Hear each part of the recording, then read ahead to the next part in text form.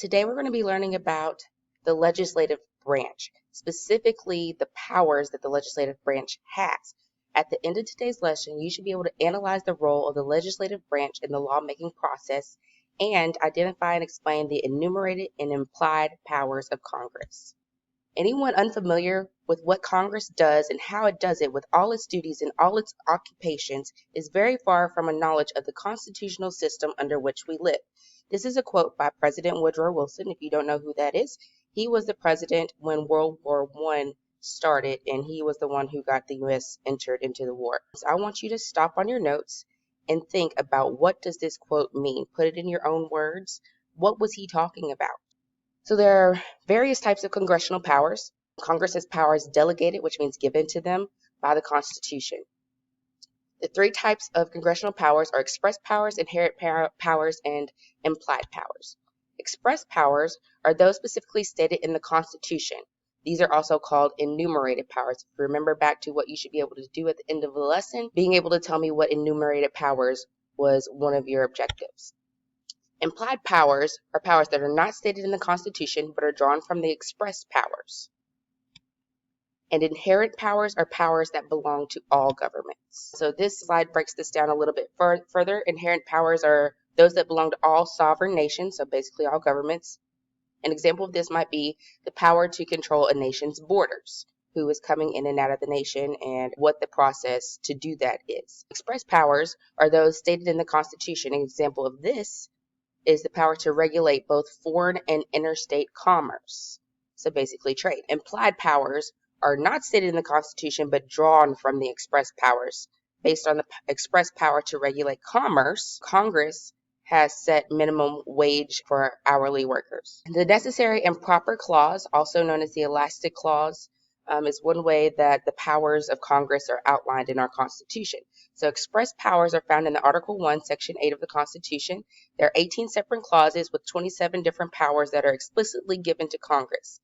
These clauses gave Congress the power to make all laws which shall be necessary and proper to carry out the express powers granted them by the Constitution.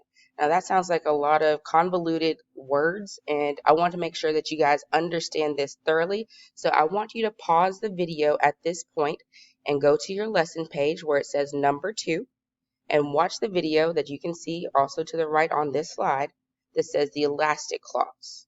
If you still don't understand, ask a friend. If your friends around you still don't understand, then ask me and we will break it down even further. All right, the implied powers of Congress. So express powers on this slide are on the left, and the implied powers that they lead to are on the right. So examples are that in the Constitution it says that Congress has the power to lay and collect taxes. So the implied powers from that are that they can punish tax evaders, they can regulate some commodities and outlaw the use of others, they can set conditions to qualify for federal funding. Another express power is the power to borrow money. From that, the implied power is to establish the Federal Reserve System of banks. Another express power is to create the naturalization law. The implied power there is to regulate and limit immigration. The next express power is to raise armies and a navy. The implied power is to draft Americans into the military.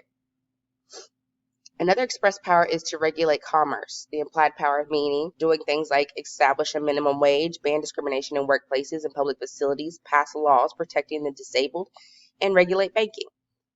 Another express power is to establish post offices. The implied power is to prohibit mail fraud and obstruction of the mails, and to bar the shipping of certain items through the mail. Other powers of the legislative branch are as follows, but it's not limited to the ones that I've put on the following slides. One is the power to investigate. Congress inquires into any matter that falls within the scope of its lawmaking authority. Examples of this are the election interference by Russia. This was something that the Congress investigated. Another example is the January 6th Capitol attacks, which is, last I heard, still ongoing.